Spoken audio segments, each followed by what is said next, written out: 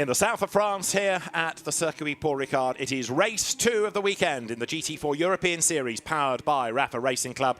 It's the start of a whole new season. We had a superb race yesterday with great battling all the way through the field, but a slightly dominant win for Enzo Juliet and Etienne Shelley in their Toyota Supra. That was yesterday afternoon. This morning, it's a little bit cooler. It's not quite as sunny. Dare one say slightly overcast here at the moment, and 23.5 degrees the track temperature as we get set for our second 1-hour race of the weekend. David Addison and GT4 European Series champion Charlie Fagg trackside. This huge grid of cars making its way up towards the line, and then the first of the Toyotas to make its way to pole position. Yesterday a race winner, today it's on the second row of the grid.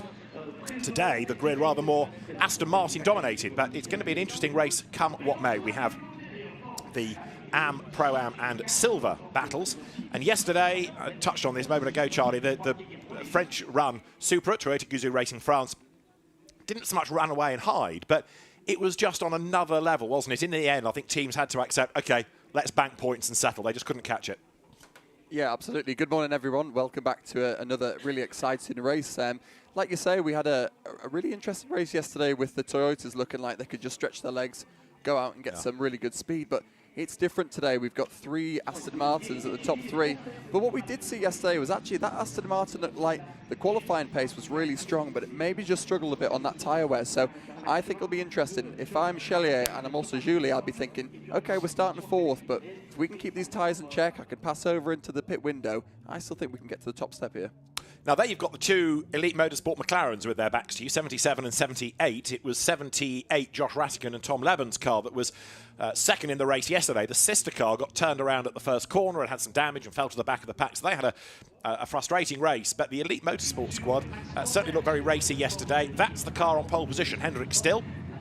He will be the start driver. He was a race winner, but for Porsche last year in the Cayman, switching brands, very experienced GT4 campaigner. And the Aston, you kind of think, should be a bit like the Supra, ideal here. You know, front engine, lots of grunt, similar concept. Absolutely, yeah, and I think Pro Sport are doing a very good job as well, so credit to them. It'll be nice to see if they can sort of head out front, like you say, a really nice front engine car, had a lot of work done to that car as well through Pro Sport, so I think they could look like they could really hopefully work together as a bit of a team here and try and go together, not squabble too much, know that they're 1 and 2, and just get to that pit window unscathed to hopefully try and get a really good result for that team. Pit window is 25 to 35 minutes within the race, and as you look down on the grid at the Porsche and Nikolai Moller-Madsen, he will start, and Ivan Ekolichik, his co-driver. The team's getting themselves ready then with the countdown continuing ready for the rolling start, as it will be, as befits a good GT race. Everybody, of course, has to serve a regulation pit stop, and if you are under by a second, you do get the joker that you can use once over the weekend, but it's 88 seconds that you must be line to line in the pit lane. So 88 seconds is, if you like, the delta.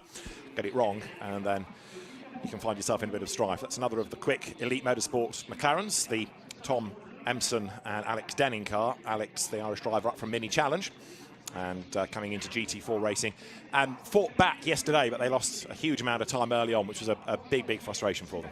Yeah, it certainly was. Alex Denning, very quick driver as well, so let's see how we can get on today. I think it'll be quite good. Absolutely right. Hendrik Still and Fabio Rauer then are the drivers on pole position. Hendrik Still will start. Fabio Rauer will take over after the pit stops. Let's catch up with our pole sitting car and Antonio Rankin. Congratulations, pole sitter, but 8th in race 1 yesterday. How are you going to make sure that you convert this pole into a win? Yeah, we had a bit of bad luck yesterday in the qualifying, but then in Q2 Hendrik did a great job and put it on pole, so now we just push for the race and hope for the best. Do you think there's any challenges that's going to be out today? Obviously we've got quite a full grid. Yeah, it's really a full grid, and we have some fast guys behind, but we try to look forward and focus on the front. What's your strategy going to be? Obviously you're finishing up the second stint. Yeah, we will see how the situation will be in the first half of the race, and then we will adapt, and then we will do the driver change. Brilliant. Best of luck. Thank you. So Fabio Rauer coming to the championship this year. Hendrick still very, very experienced, and that experience will help Fabio Aral. That's another car that was really quick yesterday. Antoine Leclerc starts today. He and Nelson Panciatici in the race yesterday proved to be really the great overtakers, didn't they? Absolutely. Big shout out. I was a big fan of his work yesterday, Antoine Leclerc. So look, he'll be thinking, okay, I'm starting 6th here, 3rd row of the grid. I know I've got bags of pace in this Alpine. Great on tyre wear. Just remember as well, these cars, when they do pit, they don't change tyres as well. So, you know, you never quite know what's going to happen, but I think the tyre wear will really help them out with this Alpine. I think you're probably right. The Jamie Day started Aston Martin, but it was very much a Toyota route yesterday. Enzo Gillier, along with Etienne Shelley, part of that winning combination. Let's hear from Enzo Gillier with Antonia. Enzo, yesterday's winner, but starting a bit further down the grid today. Well, yeah, 1 row further, but we are still, let's say, in the leading pack. So nothing is played. I mean, obviously the race is long, so we will see. What's your strategy going to be to make sure that you can get past these front few cars? I think the race will play more in the second stint. So we will see. We will try to come back with the car, and then end the race, and maybe go for the lead in second stint. Brilliant. Best of luck. So yesterday's winner, Enzo Gillier with Etienne Shelley. They won by just under 7 seconds, but the grid is based on a separate qualifying session, so it's a different order altogether. It's not based on yesterday's race results. It's down to the start driver and their time and their ability to not exceed track limits and their ability to read the road and not get caught up in traffic. So it gives us a different look to the grid. The very spectacularly liveried Aston Martin that was damaged at the end of yesterday's race and retired, Baudouin Detou and Roberto Faria, most recently seen in FIA Formula 3, now coming into GT racing. He was really quick, evinced by the fact that he was 3rd in his qualifying session. Yeah, it's so interesting getting people that come from a Formula background, single-seaters, then they jump into GT4 cars, much more road car orientated. So it's such a change for these guys. Just because they've been at one of the highest level of single-seaters doesn't necessarily mean that they're going to be the best in GT racing, but he seems to have taken to it really, really well. Like you said, had a tricky race yesterday, but I think him starting on the third place, 2nd row of the grid, again in an Aston Martin, knows the Pro Sport weaknesses and knows the strengths of that Aston Martin. So it'll really be interesting to see if he can put together his racecraft that he's learned in Formula 3 to try and get past all these cars ahead. Car in the pit lane there, having to start from the pits. That is the Allied Racing Oscar Christensen, Maximilian Angelard Porsche. In other words, it did not get out in time, so it will have to start from the pit lane. We also caught a glimpse on the grid a moment ago of number 99 Aston Martin, which is Raphael Renhofer. That's the car that is 2nd on the grid, sharing it with Hugo Sassa. They were looking really good yesterday, and then late race, it looked like a suspension breakage, and the wheel was coming off, the front left wheel.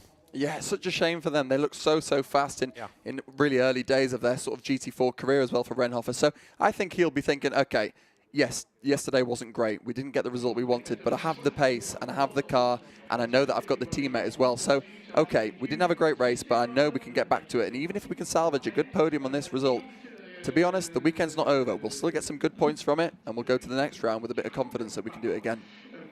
Now, one of the pinch points, of course, will be the first corner. We know that it's not that easy if you're in the middle of the pack to get through safely, but we will see hopefully less drama than in yesterday's race. The 1 minute board is shown. That means that engines now have to fire up. It means the grid has to be cleared.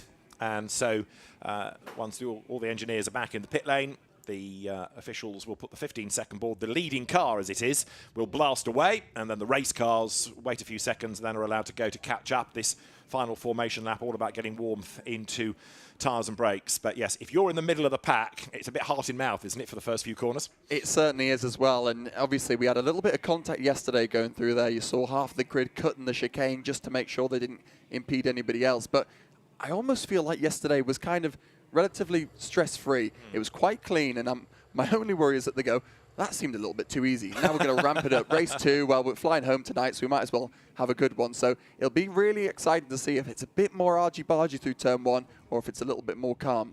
Let's find out. Yeah, we've got 6 weeks to the next race. Lots of repair time. Yeah. Exactly.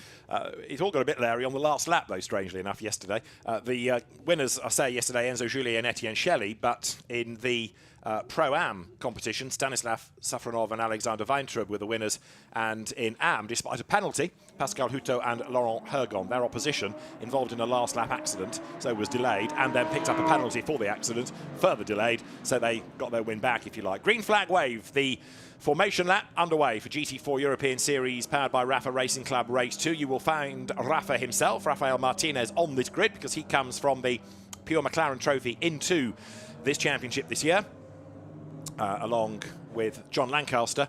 And as the field accelerates then now down towards turn 1, Hendrik Still will start on pole position from Rafael Renhofer, then Roberto Faria third, and yesterday's winners Enzo Julien and Etienne Shelley, who starts fourth. Fifth is Jamie Day, Antoine Leclerc's very rapid little Alpine alongside ahead of Alex Denning, and Tom Leben, the two elite McLarens together. Row 5, Alex Machado and Nikolai Muller-Madsen, former champion, ahead of Josh Miller, and then Emil Heyerdahl next in the Porsche. Another regular race winner in GT4 machinery, Ricardo van der Ende next, alongside Robert Constantin, the former rally man. Matt Nicol-Jones, the boss of Academy Motorsport, has teammate Marco Signoretti alongside, ahead of Max Kronberg and Vinny Beltramelli. Then yesterday's Am winner Laurent Hergon, with Alex Papadopoulos, who finished third yesterday, 20th on the grid. 21st, Noam Abramczyk, and Alexander Weintraub is next from Max Angelard.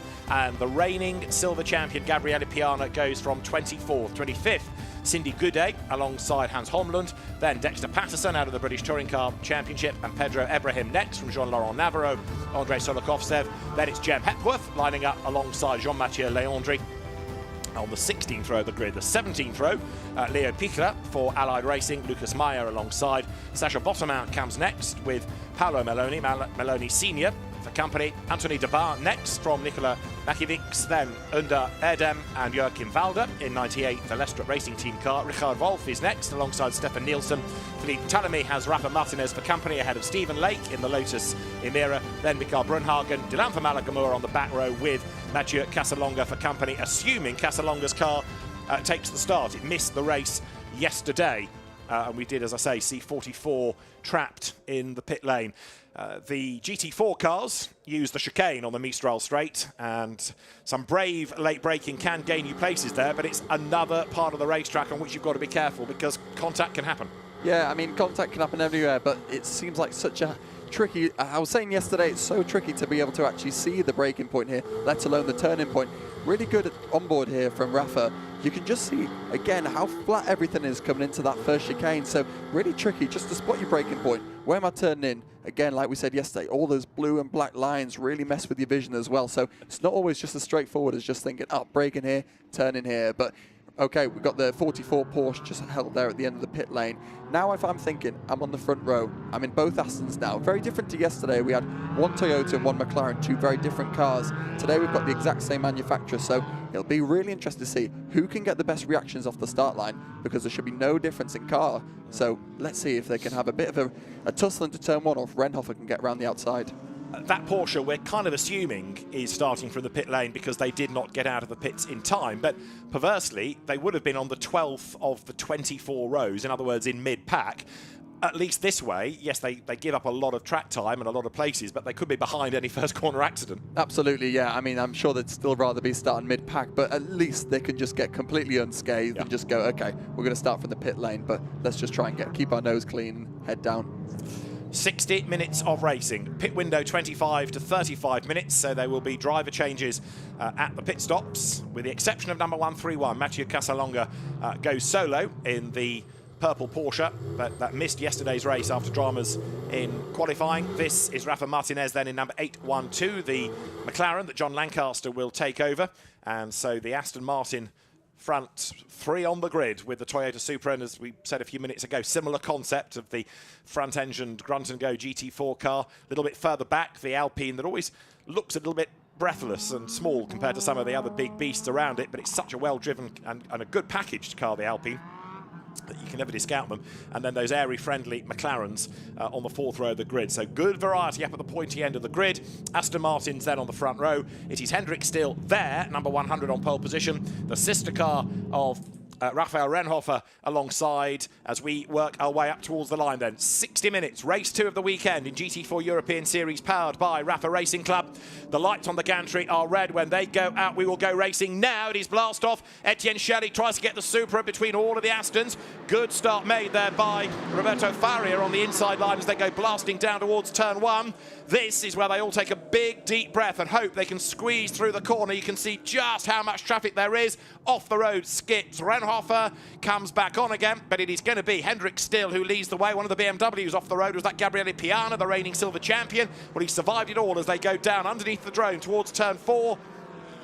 3 wide in the mid-pack. More bravery, more places gained.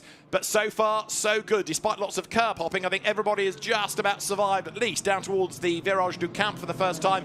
And Hendrik Still has made a really good fist at the first few corners. He leads. He certainly has, yeah. I feel for Roberto Faria slightly because he got a great start there, really punchy off the line. Completely done Renhofer into turn 1, but then looked like Renhofer had just cut the chicane. So again, I'd be going, guys, on the radio, he cut the chicane, this is not right, and you have to give the position back, but it'll be interesting to see what happens now. We're getting a report as well that Gabriele Piana, the reigning silver champion, had a spin at turn 2 and rejoined as Roberto Faria breaks late going into the chicane, goes through on the inside. That was a good pass. One of the Porsches, in contrast, ran out wide. They're trying to wriggle their way through. They're trying to survive. They're trying not to give away places. It's a really crowded house look as there Alex Papadopoulos in the Mercedes, number 15, gets squeezed up towards the curb, towards senior for the first time. So Aston Martin 1, 2, 3, Toyota 4. Exactly, yeah, and a bit like what we saw yesterday with Enzo Juliet, we have seen Hendrik Still just being able to stretch his legs a little bit at the start. He got a really nice sector 1, really clean into turn 1 and 2, no defender needed. He's been able to stretch his legs a bit now. Now it's interesting to see if Faria in the non-pro sport Aston Martin can do anything against Renhofer. Here they come, they're up for the first time with the McLarens, with Alex Denning and Tom Levin, the drivers for Eddie Ives' Elite Motorsport team, trying to make progress.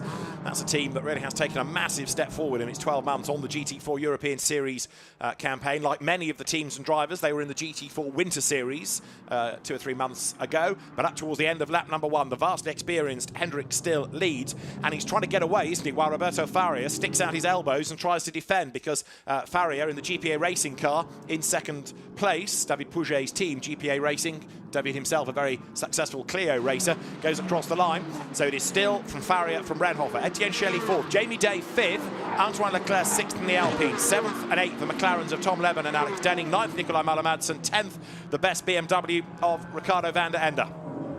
Oh, and a little spin there for the 20 Mercedes there. Oh, what a shame for them in the Pro-Am category, doing quite a good job there. And we see the 74 Aston Martin going slow, so I wonder if they had some bit of contact with themselves there, yellow flag in sector 3 too. Yes, are those two things related? Spinning car, another slow car. Lucas Meyer in number 20 and 74, Alex Machado. So the yellow out in the 3rd sector. Now gone in as the car rejoins. Out wide there goes the NM Racing Team Mercedes, and he's going to get mugged. Yeah, through on the inside line goes the Aston. So that is Papadopoulos involved in the fight.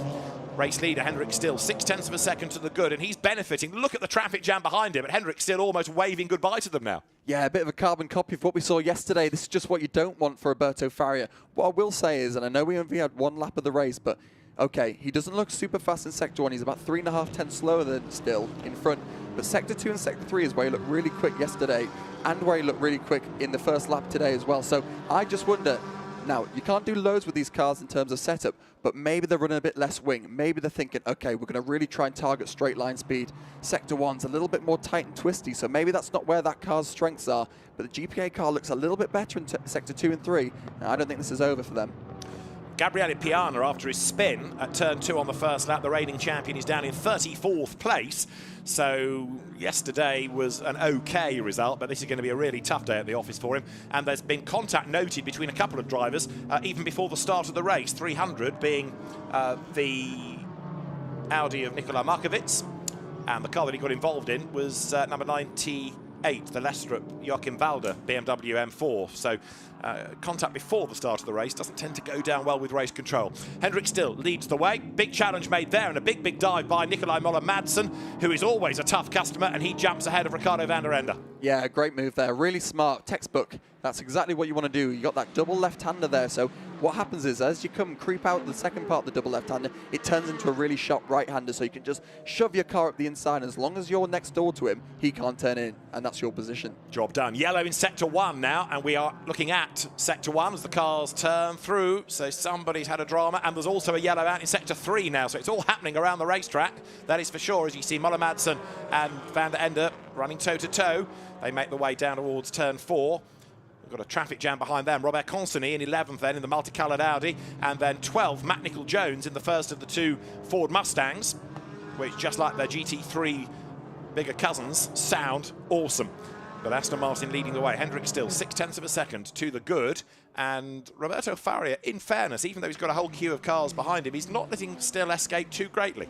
No, certainly not. And we're seeing the same theme as I was speaking before. Okay, he's a little bit slower in sector 1, but he seems to be able to gain in 2 and 3. The only problem he's got is that he's got, obviously, the traffic behind, as you mentioned. So if he can keep that clear, whilst Chelier actually looks quite aggressive here, I think if he could get up to the top 3 and hand over to his teammate Enzo Juliet, that car, I think, could look really good for Still winning this race. Long way to go, obviously, but still, only 25 minutes to go to the pit window. They're still thinking, let's try and get up as many positions as possible. Make sure I look after the tyres, look after the brakes. So I'll hand over to my teammate and give him the best shot possible. Hendrick Still has been in this championship for a long, long time. Fabio Rauer has done limited racing in comparison. As you see there, the battle between Consony and Van der Ende come to blows. Ricardo Van der Ende with a bit of hidden shoulder gets forced out wide, up and past him. Matt Nicol-Jones in the Mustang.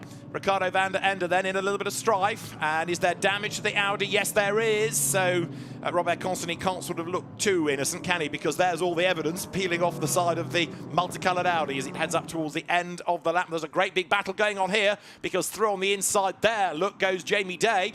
And that means that Raphael Renhofer has lost a couple of places on that lap, because up into 3rd has gone Etienne Shelley, up into 4th, Jamie Day, and Renhofer all of a sudden falls to 5th. Yeah, this is so classic GT4 racing. You're in that battle, you look like you're positive, you look like you could be the one making the moves. All of a sudden, you lose 1 place, and because GT4 is so close, you're in that awkward train where you lose 1 position, well, the next guy follows through, and the next guy follows through, and then you've got to think, right, calm down, just get back on it. So Jamie Day, yeah, moves up to 4th place, becomes the 3rd best Aston Martin, and now for Chelier, I think he's thinking, okay, I'm in 3rd here now. I'm going to try and coax it back over to the pit window and try and hand it over, because I think we're on here.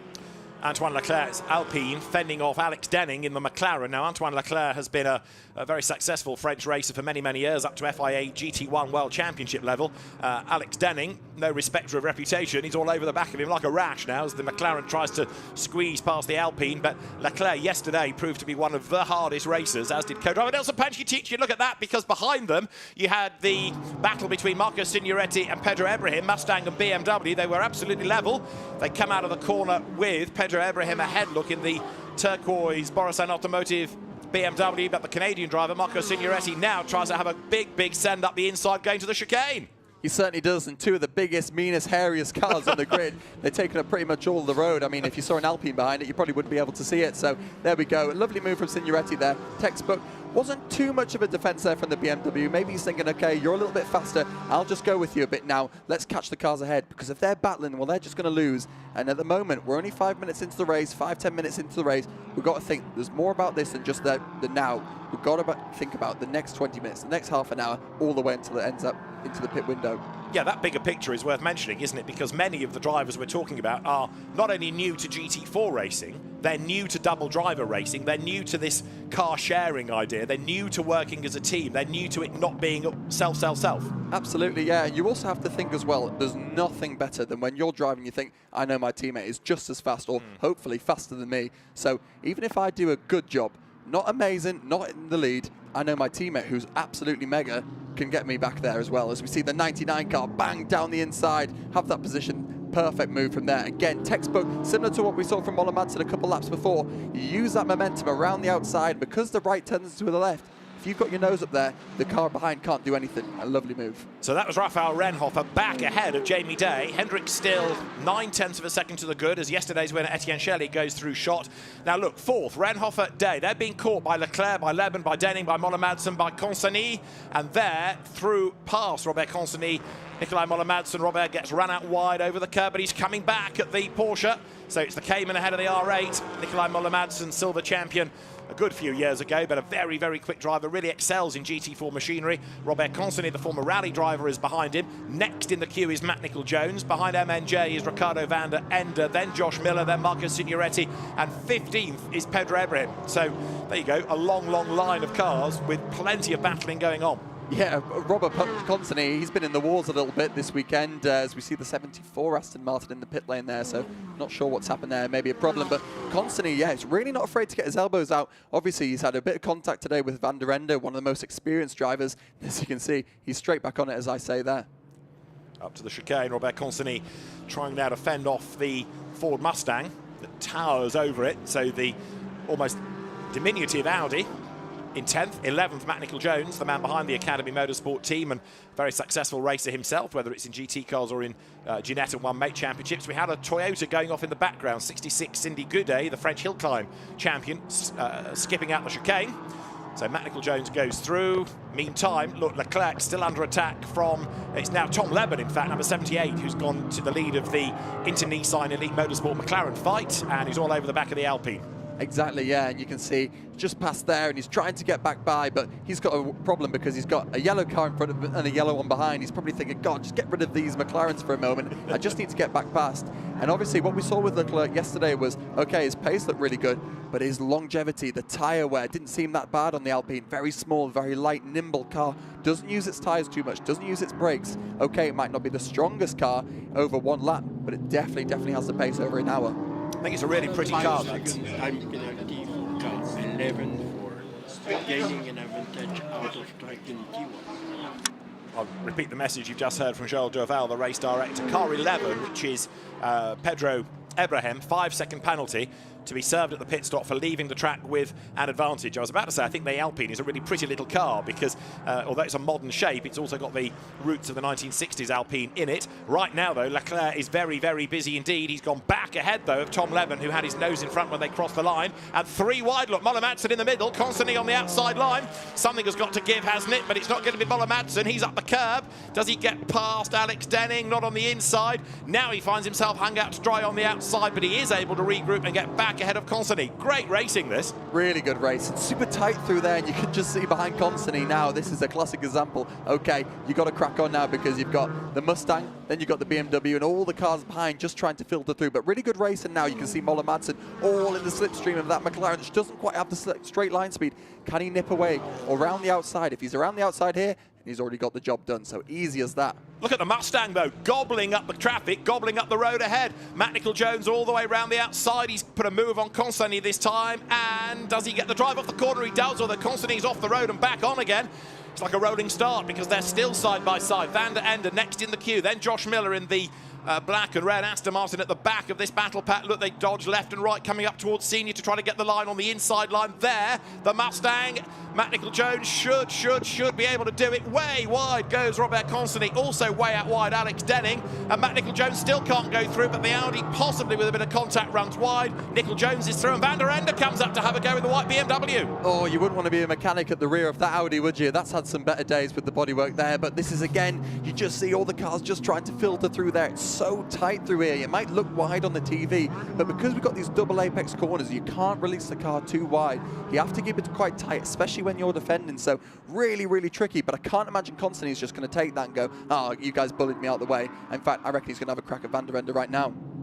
The car's coming up to the end of the lap. Contact there. Matt Nicol-Jones gets sideways. There's damage to the Mustang. There's damage to Alex Denning's McLaren. And Ricardo van der Ende read that beautifully because he saw it all happening in front of him. He went to the inside and has gained position as he comes up toward the line. So van der Ende was 12th. He's up to 10th, but that might become 11th because Robert Consonny was alongside him.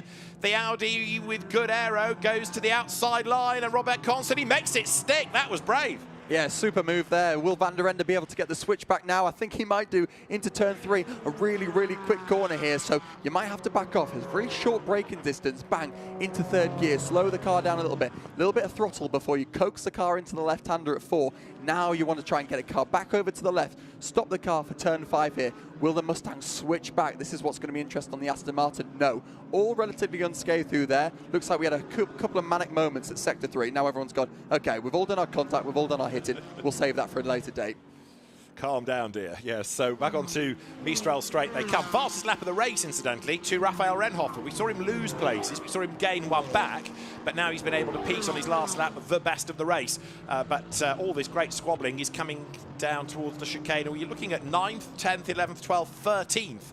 Matt Nicol-Jones, the one that, despite all of the zealotry on the last lap, rather lost out, being elbowed to the back of the pack.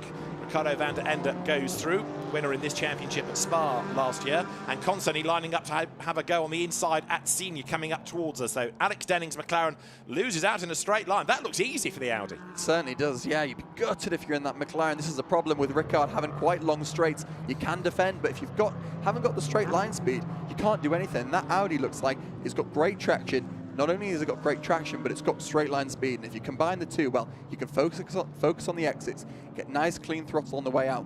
And it just means you can drive up, use a bit of the slipstream on the McLaren, pull over, and the job's done before you even get to the corner.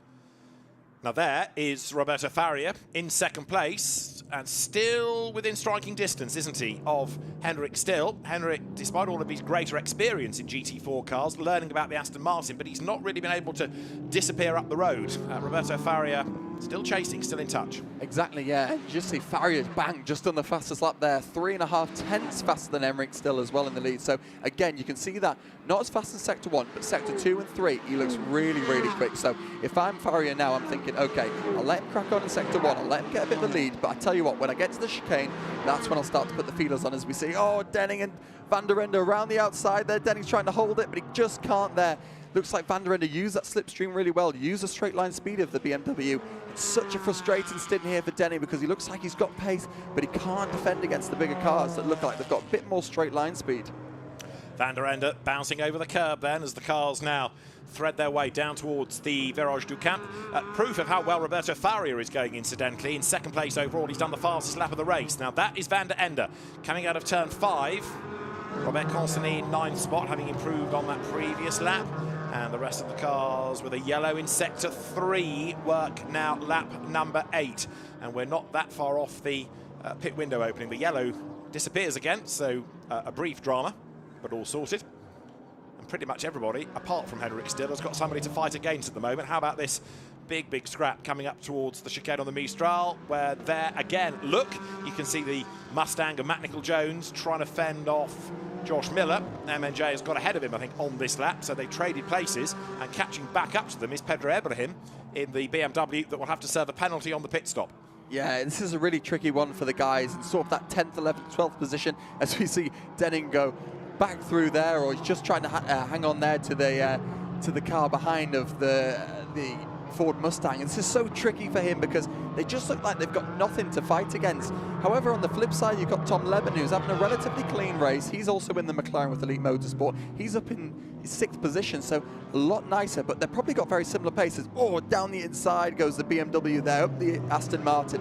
Really nice move, and that's what you want to see. If you're going to get a move done, as we see the 61 car going very, very slowly there. Punctured tyre, isn't it? Front left's gone down. So Matt Nicol-Jones, no, Marco Signoretti, it is in 61. He's had a rub with something or somebody, and the tyre has gone down. He's got to limp that round to the pit lane.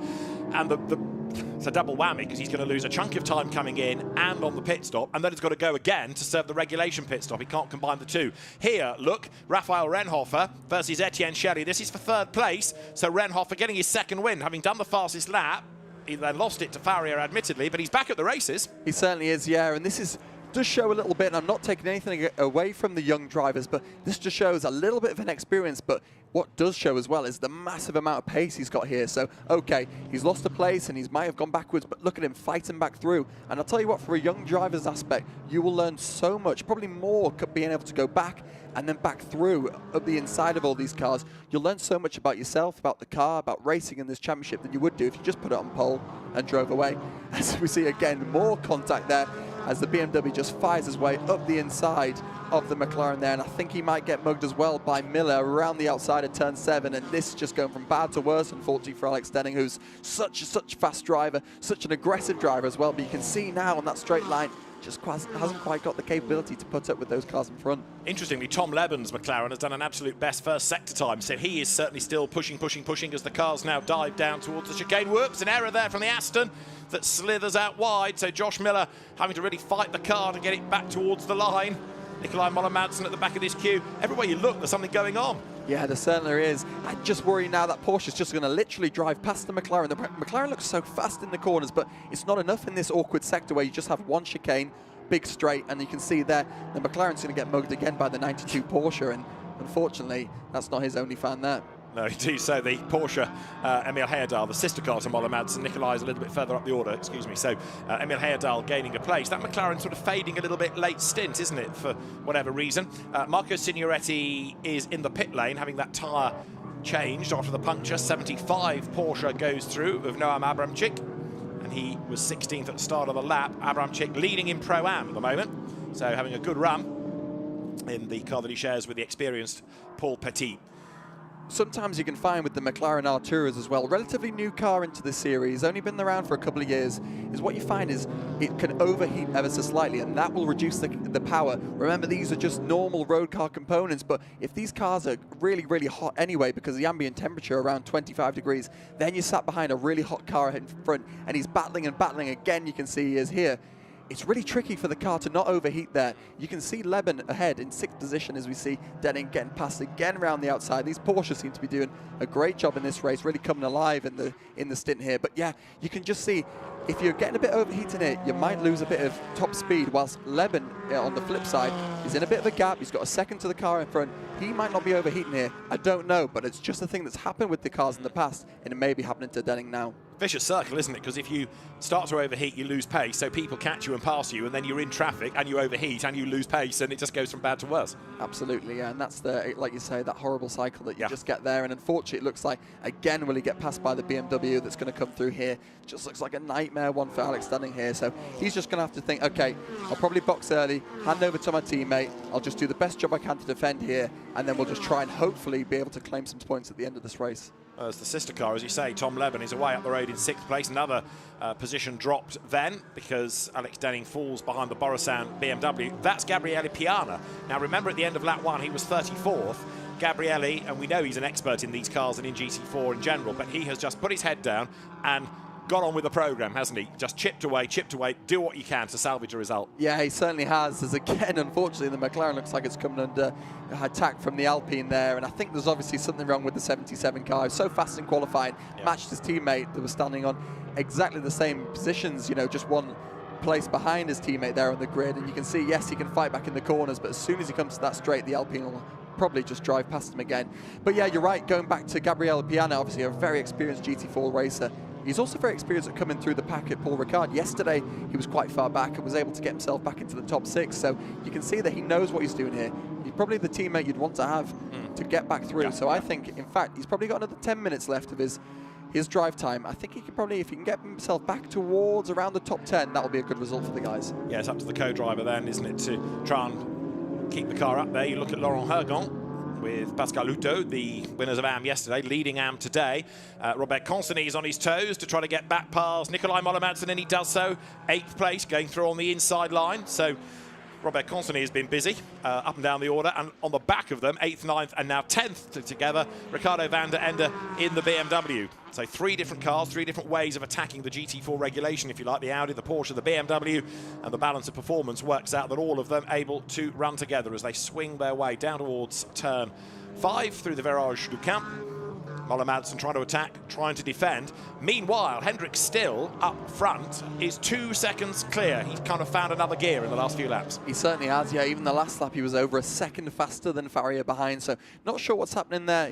Farrier looks like he's got back on it in Sector 1, so maybe just a blip, maybe a little lapse of concentration, but hopefully he'll be able to get himself back up there, because I think we're going to have a good fight here. And Renhofer, likewise, very, very fast behind. So it looks like those guys in top 3 are just going to consolidate where they are now, probably get to the pit stop as they are, and it's over. Like you said before, David, up to the co-drivers to see what they can do.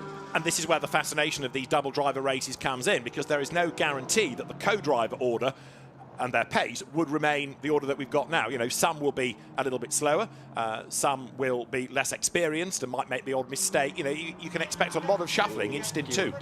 Absolutely, yeah. 10 second time penalty of causing a collision in turn 11. So time penalty being given, I think that was to car 3 of Robert Consony.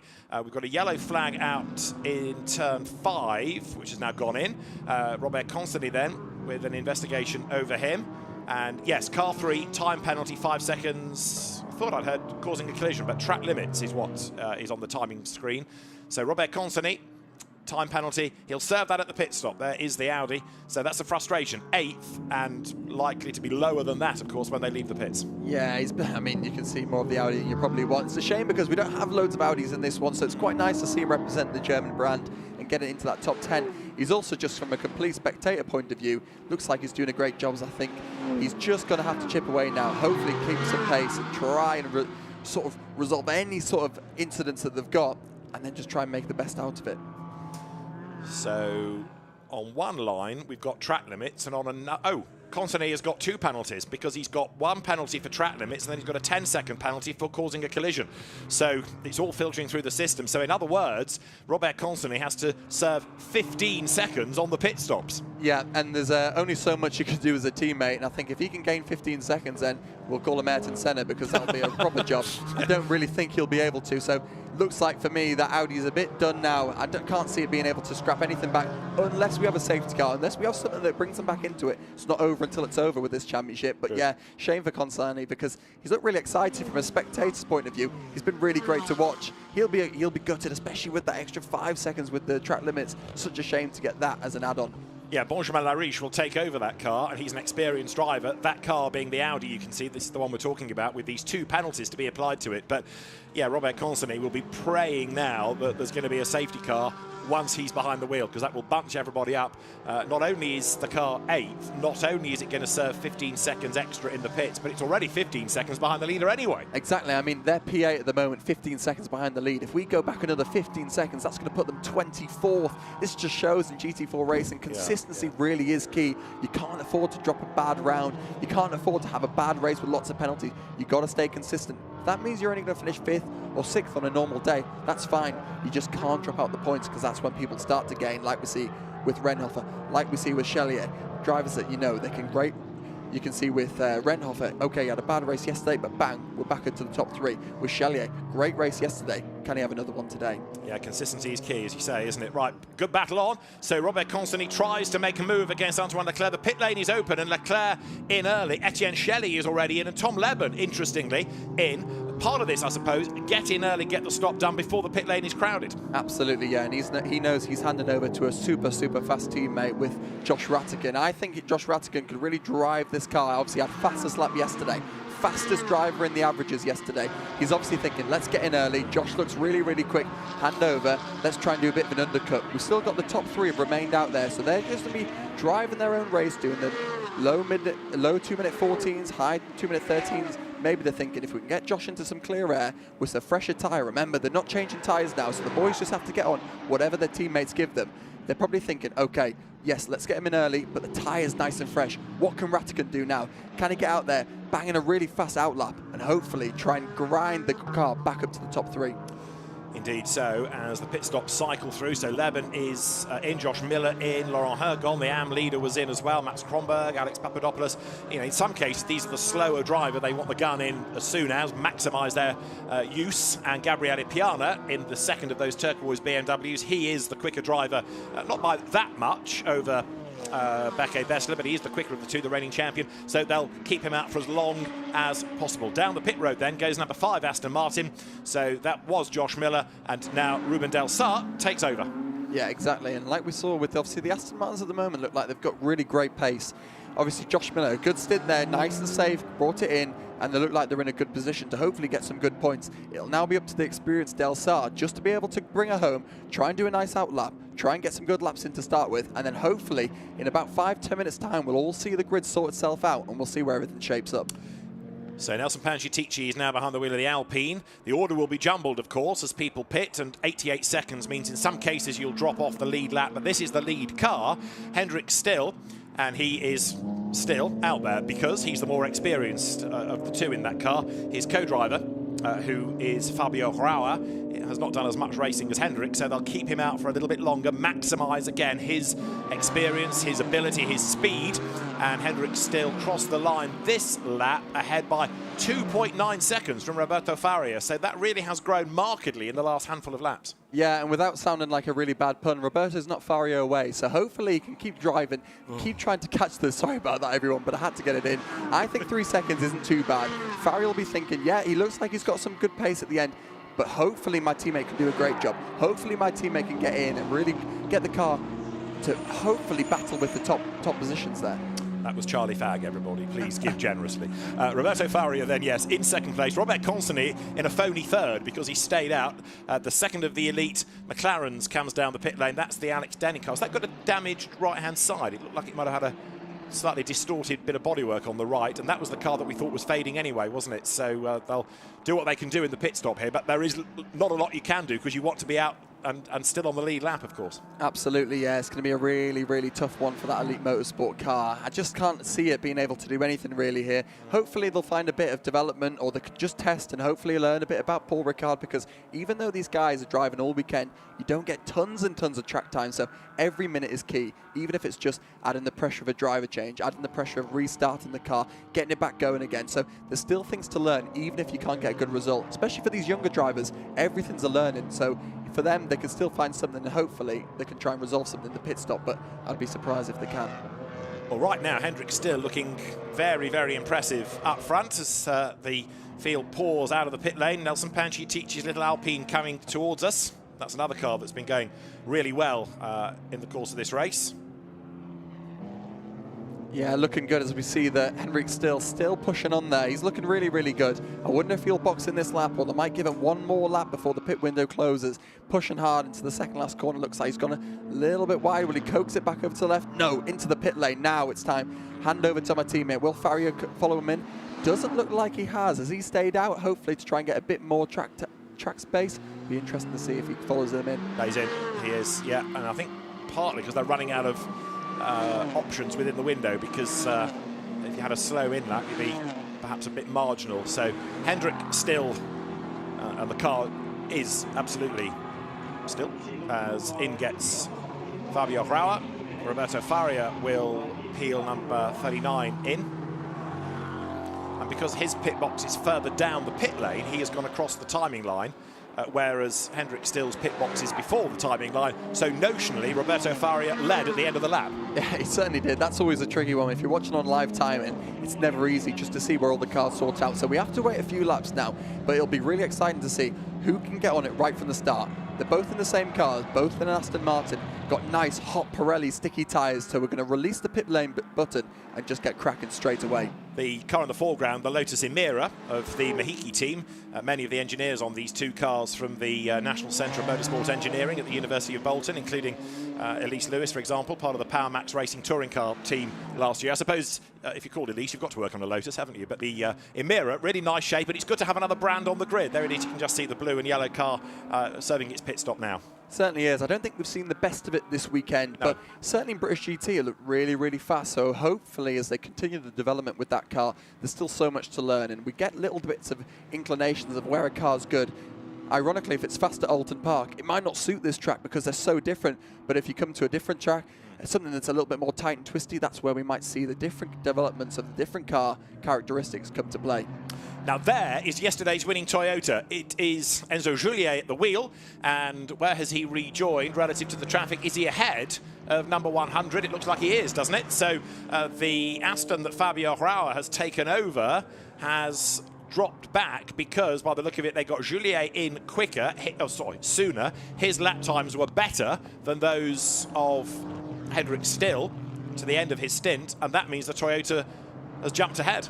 It certainly has, yeah. It looks like we've had a bit of a reshuffle as well. I'm not sure if I saw Josh Rattigan just to get ahead of the Pro Sport Aston Martin that Faria's just changed over to, but he looks like he's on it. But this just shows the power of the undercut. If you can get Juliet in early, then he can do a good few clean laps there with no traffic, no problems. Then when it all sorts itself out, they've been able to jump up to P2. He'll be thinking, he'll be oozing full of confidence. We saw him talking before the race started in the interview. He seemed really relaxed, seemed really happy, seemed really chilled. I think he'll be thinking, okay, I've got 3 seconds gap to the car ahead. I could get that down to less, and I can still win this race. So towards us they come then, and the Aston Martins are first and third. Toyota second, so there goes Enzo Juliet, waiting to see which of the Astons it is that's on the pit stops stay ahead, whether it is 100, which will now be Rauer, or 99, which will be Hugo Sasser's car. The McLaren, though, is most definitely back in contention, isn't it? So Josh Rattigan at the wheel, as you say, Charlie, and it's looking good. That is Ricardo van der Ende now giving way to Benjamin Lessen. And it is 99 that's taken the lead, because 100 Aston looked down in third, having led stint 1. Yeah, really interested. Not sure if it was a pit stop problem or something that happened. Just Sasser maybe not being able to get maybe Sasser was able just to jump him there, and it just looks like they've got a little bit more pace at the moment. Rattigan all over the back of the Aston Martin. I think he's thinking, I need to pass this car as soon as I can if I've got any chance of being able to win this race, because he's got so much pace now, but he has to pass this Aston Martin, which looks a little bit faster in the straights, a little bit more straight line speed. So he's thinking, okay, I'm not going to get him into turn 1 and 2, but I can definitely find or force the issue into 5, maybe 6. So there, number 100 led the first stint. It's down in third place. Its pit stop, rather than being the regulation 88, was just under 95 seconds. The sister car, 89 seconds. So it was partly a slow pit stop. That's what's done for them. Absolutely, yeah. As you can see, Rattigan all over the back, because we come into turn 3 now. As we coax the car into turn 4, try and take as much curb as we can. Will Rattigan try and force the issue in? No. He's going to go for the switchback. Can he do anything to the 6? Looks a little bit too far back. But yeah, as you said there, David, this is a problem. If you have a bad pit stop, you can't gain back 7 seconds just in one lap. This is the problem now. So I feel for that Pro Sport Aston. It's going to be really, really tough there. But he's just going to have to try and put that to the back of his mind. Think, I've got really good pace in this car. I'm going to try and utilise it all now. But Hugo Sasser, the race leader, double German GT4 champion. This will be a real test of Enzo Juliet to see what he can do about a really accomplished driver in a really good car ahead. And the fight for third here, Fabio Rauer, as I said earlier on, he's not as experienced as many of those around him, but boy, has he been thrown into it here. If he can keep Josh Rattigan at bay to the end, he'll deserve that podium finish. He certainly will, yeah. This is going to be a really tough stint for him, but also really good for his learning progress in this category. So for me, I'm thinking, if I'm Rattigan, I'm going to try and couch as much as I can into senior. Into turn 10, I'm going to try and get nice early throttle. Will he be able to get the car up the inside into 11? I think he might just be able to. It's going to be really, really tight there, but will he allow off the brake, try and roll all the speed in? What's he going to be able to do? Bit of a pinch point now. Nice, a lot of respect given there, and everybody ends up being exactly as they are before the car. So this is for third. Here, Josh Rattigan has got to be careful not to get all over the curb and exceed track limits. Remember the Alpine we've been getting excited about all weekend. Nelson Pancitici is on his final warning for track limits. A penalty is heading his way if he's not careful. Here they come for third place then, with Fabio Rauer just ahead of the yellow McLaren. Josh Rattigan then tries to line up for a tighter line on exit of the corner. Now we'll see whether you need grunt or a good aero-friendly shape to power you down the pit straight as quickly as possible. And they're still nose to tail. They certainly are, yeah, but it just looks like the Aston Martin's got to be able to stretch his legs a little bit more. He can relax because he knows as long as I get a good exit, Rattigan isn't going to be able to pass me into turn 1 and 2. The problem now, though, is that he's so much faster as we get into 3, 4, 5.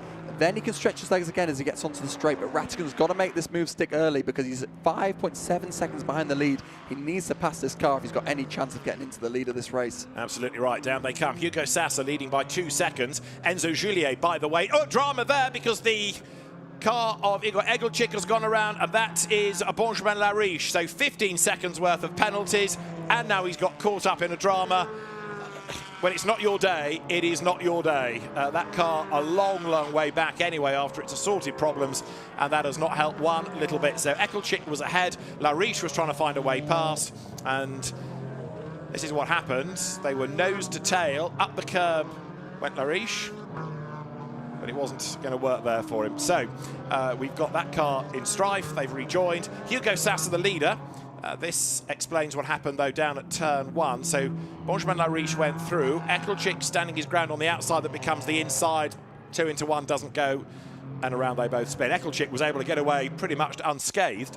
I was trying to tell you that Enzo Juliet has done the fastest lap of the race in second place. He's got to make up 2 seconds, but he's the quickest man on the road.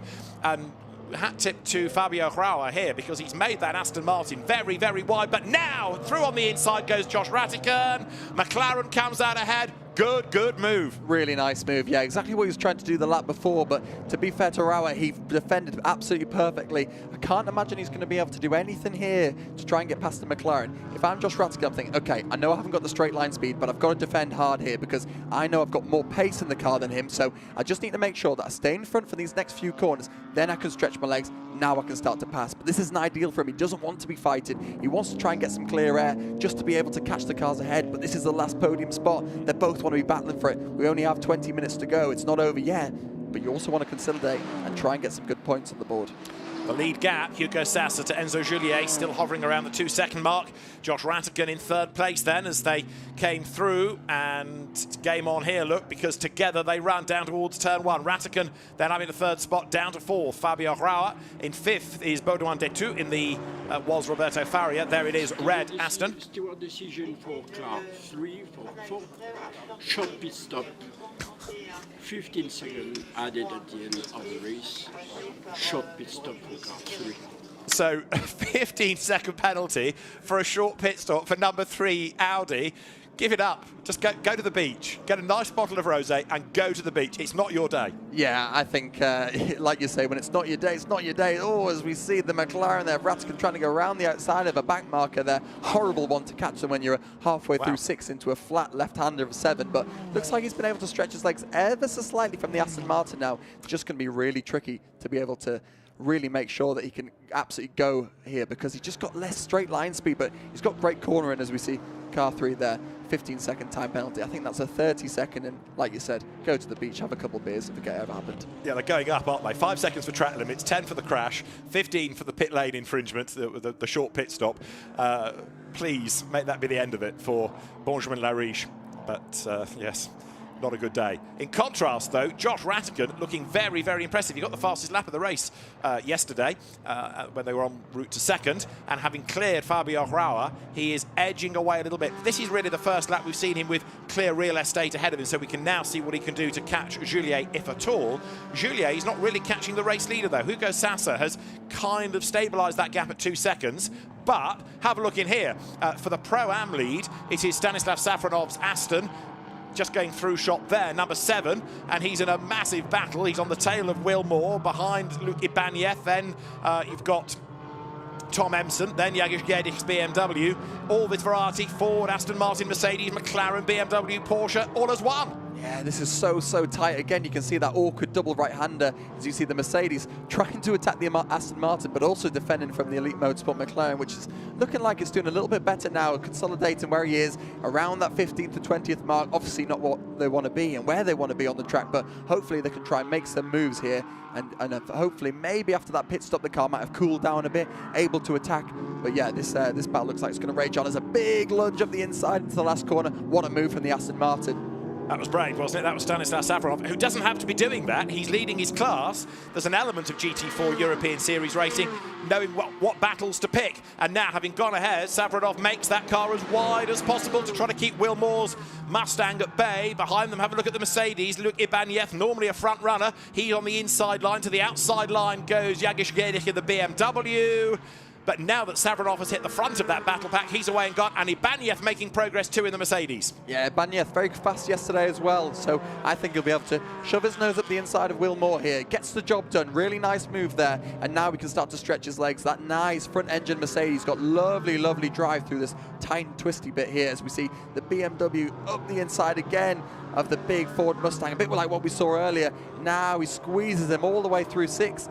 Flat into 7, so he's got that job done now, and it just looks like it's been a tricky day for those Ford Mustangs, struggling a little bit for pace there. Yeah, of course they lost one effectively when Signoretti had his puncture earlier on. In this group, though, don't forget, is 77 Tom Emson. Now that's the McLaren that looked like it was fading in the first stint. It's sort of coming back to pace now, although that said, the Porsches, Finn Zulauf and Paul Petit right there as well, looking for a way by. The orange one is Paul Petit, the yellow one is Finn Zulauf's car. And they're squabbling amongst themselves. Paul Petit then now up into 19th place. Yeah, great battle there. Nice clean racing, hard racing, but clean. Looks like Will Moore just struggling a little bit with that car there. As we see at the top as well, Enzo Juliet looking like he's starting to just find a little bit of pace on Sasa there. 1.4 is the gap as we currently talk. I think he could just, hopefully, what he's been thinking is, okay, I'm behind. Have I got good pace? Am I starting to catch? And as I said yesterday, that motivation as you're a driver in the P2 car, as soon as you start to catch, you think, okay, yeah, I'm catching slowly but surely, I'm going to get there. More Lotus-related drama there. 96 into the pit lane with a shredded tyre. That was Max Bird. A very quick ex-Mini and Ginetta turned Porsche racer. Max Bird, who is a bit underrated, normally a very rapid driver, and I'm sure as the Lotus develops you'll see Max further up the order, but a punctured tyre, another punctured tyre in the race being addressed there as the leaders come through. The gap was 1.4 seconds first to second, as Charlie explained. He's up to a second and a half. Hugo Sasa trying to respond. This battle could go any which way. The Porsches coming through together, and with the McLaren of Tom Empson involved in all of that, and Will Moore's Ford Mustang just up the road as they go through now. We're on to lap number 20. We've got still 15 minutes to go, actually, so quite a lot can shake out yet. Certainly can, yeah. 15 minutes doesn't sound like much, but it's a lifetime in these races. Still a quarter of the race to go there as we see this battle really hotting up there. You'll just absolutely know that the 77 car there will be wanting to do absolutely everything. Empson knows that they haven't got quite the pace in this car, whether they've got an issue or whether it's just not quite working for them. He will know that he just wants to get stuck in now, make some places up. Didn't have the best first stint, didn't have the best first race yesterday. Can they get any positives out of this race? As bang up the inside of the 30 car, but he looks like he might hold it round the outside. Lots of curb there from the Artura, and he'll be able to try and drive his way through turn 6 into 7. But again, like we've seen before, haven't got the straight line speed to be able to attack the Porsche, which look on the flip side super fast in the straights. So now we need to have a look and see what Finn Zulauf, who's back ahead of Paul Petit, as you see. Yellow is Zulauf, orange is Petit in that little group. We'll see what Finn Zulauf can do about the Mustang. He's very, very good on the brakes, isn't he, as the Cayman closes right up to the almost aircraft carrier-sized Ford Mustang in comparison. It kind of dwarfs the Cayman. And they've got another of the Alpines, 55. Now that's Pascal Hutto, who is the leading AM. And the second of the Mustangs behind, that's Eric Evans, number 61. Last year's joint GT4 champion in the British Championship with Matt Cowley. But that's a lap down, that car, because of the earlier puncture. So he's up the inside. Eric Evans goes through. But sadly, you can discount him from this battle pack because of losing the lap. And a spin now also for Jordan Kerridge's Lotus Emira down at the final corner. And can he get the engine fired? 5 second time penalty for car 69 for pit stop out of the window. Number 69 being the Jordan Kerridge Stephen Lake Lotus. So he has a spin and he has a penalty to worry about as well. But he has got going, so there is some good news. It is, yeah, but it seems like whether it was car 3 or whether it was car 69, whenever something seems to go wrong at the moment in this race, it really does go wrong, as we see the 99 Hugo Sasa leading car there, lovely through the first sector. He's still got that 1.5 gap, so it's been a bit more stable as we see Juliet just in the background there, hunting over the curves through 4 and 5. As we go onto the back straight, it'll be interesting to see, bang, they do the exact same sector time through sector 1, so there's just not much to be had there. What is interesting though is they've got a bit of traffic now coming up. Will the cars move out in front? You always hope it's the car behind. Car 91, 10 second time penalty for causing a collision in turn 2. And that's Igor Ekelchik's Porsche being given a penalty against the number 3 Audi. We saw that a few laps ago, didn't we, when they connected at turn 2. So the race officials working through all of these dramas, and you might call it instant justice, but it's good that the penalties are being applied in the race. So, you know when they finish who's got what. The time can be applied quickly, so it doesn't take long to get a result rather than hours of studying data after the race and people going home not knowing a result of the race. So there's quite a lot to shake out with such a big grid. And we've had some really lively racing. Hugo Sasa, though, doing a good job up front. It looks like he's controlling the pace, as you see there in 5th place. Baudouin Detu. Behind him is Benjamin Lessed in the BMW, and that's snapping a bit quicker. So Detu has got, what, now 12 minutes to go. His 5th place might be in jeopardy. Yeah, that looks like it might be a little bit tricky for him at the moment, but there's one driver I want to focus on a little bit is Josh Rattigan at the moment. He's the only driver on the whole grid lapping in the 2-minute 13s. Not only is he in the 13s, he's in the 13.3, so he's gaining about 7/10 a lap on the car ahead. He still has about 4.5 seconds to try and catch Juliet in P2. But he looks like he's driving really, really nicely. Just set his fastest lap on what is lap 20 on the tyre. So I think he's got a lot more pace than it looks like in that McLaren. Bang! As I just say that, thanks very much, Josh. He does the fastest lap of the race. Gains 1.1 on the car ahead, 7.5 tenths on P1. Okay, he's 5.5 seconds behind off the lead. He's 3.5 off Juliet, but if he can get through, I think he could still have a good crack at this. Might be right, indeed. Fastest lap of the race, as you say, to Josh Rattigan in the pit lane. You've just seen Laurens Leclerc's Alpine, which was involved in a lap 1 crash yesterday, had a wheel ripped off the car, and it doesn't look very happy today out of the race as well. As you see, Benjamin Leclerc closing on Baudouin d'Etou, BMW catching Aston Martin by over a second a lap. So Leclerc is 1.3 seconds back, and on the last lap he was 1.4 quicker, so that's going to happen. In the meantime, the rather under the cosh Benjamin Lariche there tries to wriggle his way past Ruben Del Sart, the Aston Martin versus the Audi. Fair play to Lariche, he's giving it everything in spite of the fact it's all really to no avail given the assorted penalties that he's got, but that's not detracting from his commitment to the cause. Yeah, it's so frustrating though when you're the car that's getting overtaken by the one that you know have got a big penalty. The engineer no doubt will be saying to Ruben, just to let you know, Lariche ahead has a 30-second penalty.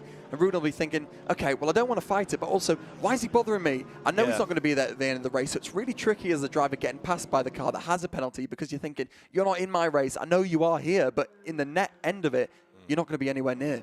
Leave me alone, yeah. So Sasso, Juliet, Rattigan, the top 3. Rao 4th, d'Etou 5th, Leclerc 6th, Becquet Besters BMW 7th. That was 34th at the end of lap 1, remember, after Piana's spin. 8th, Panciatici in the Alpine. 9th, Villagomez, Aston Martin. 10th, Del Sart, Aston. And a big lock-up there, and up the escape road. Oh, another puncture. Number 70 BMW is off. That's Rick Bouthun. And he's at the very bottom of the circuit, and he's got to limp round for the best part of over 4 kilometres. Yeah, such a shame. We've seen a few punctures here today. The curves here are quite vicious, especially actually at the exit of this next corner, Le Beausset. Big drop-off as we see the Aston Martin under attack again from the Audi, which never seems to give up at all. But yeah, these curves can be quite brutal around here. Just wonder if that's the cause for these slight punctures. What we're hoping now for the BMW is that it doesn't come off the rim. Keep that tyre it is, nice and slowly, back to the pit lane, so it doesn't involve with our races we've got on now. So there, number 15, Luki Ibanez trying to go around the outside of Igor Ekelchik, who's got a penalty anyway. Ibanez tries to squeeze up the inside. That's the fight for 5th. Baudouin d'Etou has been caught by Benjamin Leclerc, so it's down to 0.3 of a second as they dive down towards turn 1. And we've only got 9 minutes of the race to go now as well, so the clock's ticking on down. This is 5th overall and 5th in the Silver Cup. But the BMW, the way that it's been eating up the gap to the red Aston, you'd rather suspect Benjamin Leclerc will be able to make that move before the end of the race. I don't think he can get any higher than 5th, but 5th should be on. Yeah, certainly is. And this just shows exactly how hard it is in GT4. You're pushing as hard as you can, but if you just haven't quite got the pace, you can soon be caught by the car that never even seemed like it was in the remit to be able to get into the race. But yeah, as you can see, Benjamin Leclerc, who's a very experienced, very fast GT4 driver, knows exactly where he's going to put his car. Super experienced. Look, you see the GPA car trying to flash the back marker out the way, but look at that. Benjamin Leclerc, on average, taking over a second out of him each lap. Nose to tail, they come, Leclerc to the inside line up towards the chicane. There's the space, d'Etou brakes as late as he can, but he's out-braked himself. He's up the escape road. And if he rejoins ahead, you could argue he gained an advantage by all of that. In a sense, he should sacrifice himself, and he does so. Fair play, because he slowed down, look, almost waiting for Leclerc to catch up, and then they can carry on their battle. They run side by side up towards Senior. The BMW is ahead, and that was always on the card. So d'Etou there did the right thing, didn't he? Absolutely, yeah. It's a really nice way. Oh, my goodness me. We've got a whole bit of carnage coming into the first chicane there as we see, oh, the Audi going wide again there. Puncher, though. Look at the back of the car. It looked to me as though the tyre was coming off the rim. So Benjamin Lariche up the escape road and into retirement. Possibly he's had a rub with somebody, but you can see, look, tyre off the rim. So Benjamin Lariche may have hit a curb, may have hit another car in the heat of all of that battle, but another car in rubber-related strife, and just when you thought the day couldn't get any worse, the day's got worse. Absolutely, yeah. As again, we see the cars into Le Beausset, the Lotus trying to get out of the way, but such an awkward place to try and leave there. As you can see, the Mercedes up the inside of the Porsche there. Lovely move, as we see again, Ruben Del Sart there just trying to get pushed through by the BMW as he's on his own Aston Martin colleagues there, trying to get through turn 10, all unscathed as they have done so far. We have got 7 minutes to go, and a bit like yesterday's race, late race, it's all getting really leery in the AM Cup. Yesterday's AM Pro-Am, I should say, yesterday's Pro-Am winners. Stanislav Savronov, Alexander Weintraub are leading it again. The yellow flag in Sector 2 is because of the stranded Audi. The leaders have gone across the line with Sasa pulling away again from Enzo Gillier up to 2.2 seconds. The early leading car, number 100 Aston Martin, now Fabio Rauer at the wheel, is down in 4th place. Josh Ratikan's pace in the meantime, he's chipping away at Gillier for second, but it's a tall order that. The leaders go by, 6 minutes are on the clock, and Villa Gomez, Ibanez, then Ekelchik, then Savronov, then Del Sart, then Gedich in the blue BMW, then run out of turn 2. And this illustrates, doesn't it, how well that balanced performance works with all of these different brands all pretty much tied together. Yeah, it certainly does. As you see the Aston Martin trying to go around the outside of the Porsche there, that won't work. But also does illustrate us how hard it is when you're in that awkward mid-pack of the GT4 Championship. You know, these guys are having some of the hardest racing they probably will do all season. And it's for 11th, and 12th, and 13th. Yeah. And that's Ibanez making progress. We know that Luc Ibanez is really, really good. He's had some different co-drivers over the last few seasons. He and Alex Papadopoulos together for a second season. Alex getting quicker, but not yet matching Luc Ibanez's pace. So Luc here with the hard yards to do. The NM Racing Team Mercedes comes under attack, Luc, because Mathieu Villagomez fights back on the way to the chicane, goes one side, goes the other, but that Mercedes just seems to grow in width. And Ibanez fends him off coming into the chicane. Yeah, really nice move there from Ibanez. Like you said, lots of experience, very fast driver. Unfortunately for him now, he has moved up into 9th, but he's not going to be able to catch 8th place. That's 15 seconds ahead now, so it's a bit of an awkward one now. Fortunately, he's only got a few more laps to go, but he's got nothing else to do now other than just bring the car home, get a couple points, and a couple is better than nothing. That's true enough, because it's a long season. As you see there, number 11 go through. That is the Jagish Gedich BMW, the second of the Borusan Automotive cars, and Porsche running out wide there. Nick Malloy, I think, 92, going deep into Le Beausset. So it's still all shuffling even now. We've got Benjamin Lessen's BMW up into 5th place. The lead gap 2.2 seconds. And with 4.5 minutes to go, we're still not done. 92 then. Nick Malloy did fall back behind Finn Zulauf, who's been yo-yoing up and down the order a bit in this race. So, as ever, busy things in GT4 European Series. 48 cars started and 34 are running. So we've lost quite a few with mechanical dramas or with incidents. So some badly delayed. I think are still circulating, but it's been a tough race for some with punctures and with incidents aplenty. Yeah, it certainly has, but really great to see still battles all the way up and down the field here. But just to give you an idea of what the difference is when you're in that mid-pack, some of these guys are lapping at the 2:16, 2:17s, whilst the leaders are doing 2:13. So it looks great on TV, and of course it is even when you're battling in the car, but just shows that these guys have got a lot more pace. How much are you going to lose when you're in that awkward battle as we see the Porsche all over the Aston Martin, braking hard into turn 4 now. And that Porsche of Igor Ekelchik has a post-race penalty for causing a collision from earlier on. So he's not really in that fight, but he's very much in that fight because the car's got the natural pace. And, of course, he can affect things. He got in the way there, just a little bit of Stanislav Safronov. That allows Jagish Gedich's BMW to get up the inside at 6 and go through. So good move made. Jagish Gedich goes up into 12th place. And right on the back of all of these squabbles, you can see the Porsche of Finn Zulauf as they accelerate towards us. Lap 25, now 3 minutes and change on the clock. Yeah, you can just see Del Sart all up the inside of his teammate there. Lovely little bit of slipstreams. You can see two cars look like they're both finding their feet into the chicane there. Nice move. Up the inside does the Porsche go, as the Aston Martin gets hung out to dry a little bit and ends up being at the back of this group as we see the Porsche go through there as well.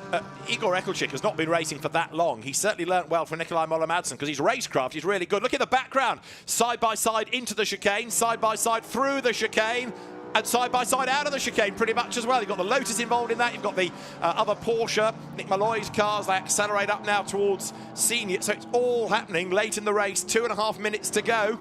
Mustang growls its way into view. McLaren goes through. Alpine, Porsche, Toyota, Porsche, and then the Lotus, number 69, Jordan Kerridge, having rejoined. He's down in 36th place, but he's running in this group as well. It's wonderful racing. Further up the order, in 11th and 12th, the Porsche of Igor Ekelchik has got Stanislav Savronov right behind. No, he hasn't. He's got him alongside almost. Yeah, it's so tight. It's a shame we've only got 2 minutes left as this battle rages on more. We could do with another half an hour, I think, and I'm still not sure who'd come out on top. It's amazing that you can see the differences between where the Aston Martin banged down the inside into the last corner. Great move on the aggressive 91 Porsche driver. Now you can see squeezing them all into the pit lane, and It's getting a bit tight now, and I wonder if this car's just going to get the legs, or can it? Have a look at that yellow-nosed Porsche, though, because that is second in Pro-Am, Finn Zulauf, and now he's almost up alongside the class leader as they come down towards turn 1. Number 7, Aston, Stanislav Savronov leads in Pro-Am, and all of a sudden, right behind him is Finn Zulauf. There were a couple of cars between them when they came into the last corner. When they got to the line, they were nose to tail. So it's game on in Pro-Am, with possibly one more lap to squeeze out of it at the end of this. It rather depends on the leader's pace. And there, look, Igor Ekelchik is kind of getting in the way. They can't get past him, and that means that Savronov is going to be easy prey. Worked contact there to Finn Zulauf, who tries to get up the inside. Savronov wants to clear the Porsche. He's got another pesky Porsche behind. He has done. He's got a cushion now of the Igor Ekelchik car between himself and his class rival, but Zulauf has been on his toes and now needs to attack on the run to the chicane. Yeah, brilliant job from the Aston Martin there, just to split the cars and get one in between them. The problem is now the Porsche's got so much straight line speed, he's going to come straight back at the Aston Martin. This in turn will then bring all the Pro-Am guys back into it. So a really, really great battle for the leader of the Pro-Am here. And they might get another lap out of it. It depends where the leader is in relation to the clock, because as you look at the Pro-Am order, Savronov, Zulauf, and then Paul Petit a little bit further back in the orange Cayman we were looking at in the battle. It's in the background going to the chicane now. The clock has 30 seconds on it. The leader has gone through now, so there is one more lap. That's bad news in a way for Savronov. It's good news for Zulauf. There they are, look, tied together for the class lead. It gives Zulauf more opportunities to attack. It means there are more necessities for Savronov to defend. He doesn't really want that, but Finn Zulauf has driven a good race here. He certainly has. Absolutely brilliant, really brilliant race there. So this is what's always interesting when you get these Pro-Am contenders that are sort of in the fight for the silver sort of top 10 as well, because you just find that their bronze driver must have done such a great job to get them up to a good position to be able to fight. But now it's interesting to see, has the Aston Martin got the pace to be able to just keep the car behind as we pan over to the P3 and P2 guys? I kept you guys updated. I was saying Rattigan's got the pace. He was chipping away, and finally on that last lap, looks like he might be able to put a challenge up to Juliet. Just whether or not they can get the straight line speed close enough to have it go into the chicane, I'm not sure. This is where the interest comes, isn't it, in which is the stronger car for the overall lap. There are certain bits where the Supra is better than the McLaren, certain bits where the McLaren is the stronger car, but it's over the whole lap where you need to try and address that situation. And certainly under braking, the McLaren is good, right onto the tail of the Supra. So now Josh Rattigan, runner-up yesterday to this car, wants to go ahead. It's only for second place again. There's not much to choose heading up towards senior, though. Certainly not, no. So Rattigan hasn't got the straight line speed here. He's going to have to sit in his wheel tracks as he goes into senior, but then again he'll be thinking, I know I'm really fast into Labose. The next two corners, the double right, whether or not he's close enough, that's the hard one. But the good thing for Juliet is he's got no pressure other than Rattigan behind. He can defend as hard as he wants, but as much as he's going to defend, I know Josh well, and he's came up, like you say, from the Ginetta Junior ranks. If it's the last lap and he can go for it, he certainly will. Yeah, Ginetta Junior racing, if you've never seen it, well, shame on you, but it's like the school of hard knocks. And look, Josh Rattigan trying to find a gap where there's no gap. He's up the inside, he's up the curb. Two wheels rattles over the curbing on the inside. Juliet gets the drive out of the corner. This is for second place. Hugo Sassa is on his way to take the race win. And on that part of the racetrack, it looks like the Toyota is quicker and stronger. To the checkered flag will come there, just up the road, the leading Aston. Rattigan dives out of the draft to have a look, can't do it. And Juliet virtually stops the car on the corner to prevent Rattigan from having a go. Hugo Sassa wins the second race of the weekend with Raphael Renhoff, and the car retired yesterday with a broken suspension. It wins today. Enzo Juliet second. Josh Rattigan gave it a red hot go on the last lap, but he ends up third. Fourth, the car that led the bulk of the race, certainly the first half of it. Fabio Rauer brings it home. Benjamin Lessen is set for fifth. Now, Finn Zulauf in Porsche number 30 dropped back a couple of places on the previous lap. The order has shuffled around again, which means that he's no longer on the tail of Safronov. He's on the back of Ruben Del Sart. So the Porsche got elbowed back in the pack, and Safronov is now an easier leader. You can see him just disappearing up the road, coming towards us now there. That's the leader in Pro-Am. Whereas a distant second, Finn Zulauf, so I think he made a move and it didn't work. He lost track position. You can see a couple of cars got between him. So Stanislav Safronov is going to come through for Pro-Am honours and make that 2 out of 2, because he and Alex Weintraub were the winners yesterday. Big flash of the lights as he takes the checkered flag. Number 30 Porsche takes second in Pro-Am. Finn Zulauf bringing it home, but the car was started by Max Kronberg. And third will be the number 98 Lestrup, Victor Bouveng, Joachim Walder, BMW. What about Am? That ought to be a Alpine win in this wave of cars coming towards the line now. 55, Pascal Houteau and Laurent Hergon take a second win of the weekend. and already home in Am, second, 16, Andy Cantu and Dylan Pamalagamua, and third in the class to the team speed car, Adrian Pavio and Nikola Markovic's Audi, which gives us time to have a big, deep breath. What a start to the season. Brilliant racing yesterday and today, and big change of fortunes. Yesterday, that car we saw with the left front wheel parting company, it limped to the pit lane, and there it parked. Today, it wins by 3.8 seconds. Really good effort by the very inexperienced, in real terms, Raphael Renhofer, and by double German GT4 champion Hugo Sasser. Top job done today. Yeah, spot on, and such a nice way to have a bit of redemption for the unfortunate error that they had with the car yesterday. We still don't exactly know what happened with the car, but such a shame that they had such a bad result yesterday, but bang, this is exactly what they need to do. If we have a bad result in race 1, we come back and we win race 2, and that's exactly what they've done. Great job from Renhofer in his stint. Sasser, fantastic job, was able obviously to jump his teammate as he came out the pit lane with their slower pit stop, and they just drove a perfect race. Like you said, had a nice gap towards the end of 4 seconds, and they'll be so chuffed with that. It's a championship that has these 2 1-hour races at each event. You're going to different circuits all the time, never the same circuit twice. But it always strikes me that races 1 and 2 are so different because of that standalone qualifying session, because of the grid. You've done it, but how hard a championship is it to win? It is really difficult, you know, and I don't want to stress consistency is key, but yeah, it just so is in this championship. I was fortunate enough with my teammate Bailey Voisin at United Autosports. We won both the races at the first round of Monza, and it just puts you in such good stead for the rest of the year, because there are going to inevitably be tracks that aren't going to suit your car, maybe not suit your driving style quite as much. So you might come to a Zandvoort. That was always a tough one for us. We were never very fast there, so our best results were a 7th and an 8th. But it was okay because we could rely on the results that we got at Monza, the double first, and then you start to pick up the points. So you need to keep thinking, okay, our good results are when we win and get on the podium, but our bad results need to be a 5th, a 6th, a 7th, and nothing worse than that. And bank, wherever you can, bank the points, yeah. Well, the next stop will be mid-May at Misano. Very different sort of a circuit, and liable to be much, much hotter racing Saturday and Sunday afternoon in the Adriatic temperatures.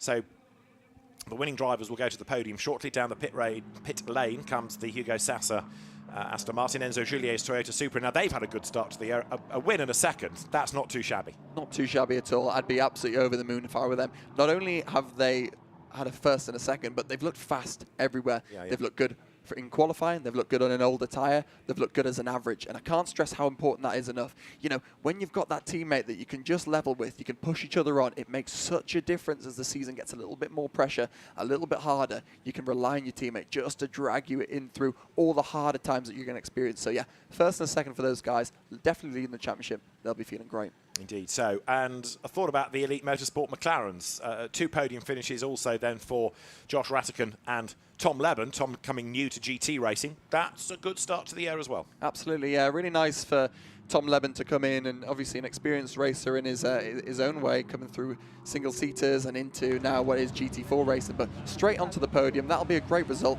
And also, again, Josh Rattican did a brilliant job today, and they'll be feeling really good because Misano, they looked very good there last year. I think they'll be able to put a challenge, but the Julier, the car looks like it's the one to beat at the moment. So the top 3 in silver, in Pro-Am and Am, make their way into the pit lane. Raphael Renhofer will be a very happy man. Hugo Sasser likewise as he squeezes out of the car. They don't give you much room in Parc Fermé, do they, when they put 3 cars together? It's easier jumping out of a single-seater, I guess. The regulation Pirelli winners' hats will be distributed. The drivers in a few moments will go to the podium. We'll try and grab a word with the race winners. But Hugo Sasser there out of the car. Very happy driver indeed. The Pirelli technicians go and get their data in Parc Fermé. The team's not able to go to the cars, of course. There's only a very select number of people permitted into the Parc Fermé area. But Hugo Sasser and Raphael Renhofer for the Pro Sport team can start their celebrations.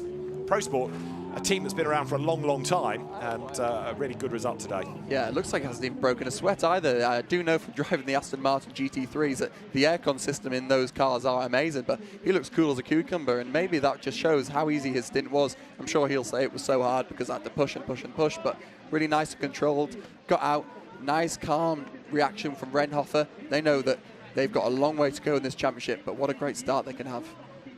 Yeah, the reaction of the Toyota drivers, considering they've had a win in a second, it doesn't look very joyous, does it? Maybe they were expecting a double, but that's, honestly, you'd think they'd finished in sort of 20th place. They look decidedly miserable about life. Yeah, it's so tricky, isn't it? Because if you get too excited, you think, come on, guys, relax. And if you get too happy, then, yeah, it's a tough one. Well, Hugo Sasser and Raphael Renhofer take a very well-deserved win. 3.8 seconds, their winning margin. Let's hear from them with Antonia. Guys, congratulations, a fantastic second race of the year. Obviously, there was a little bit of drama yesterday. It must feel great. Yeah, sure.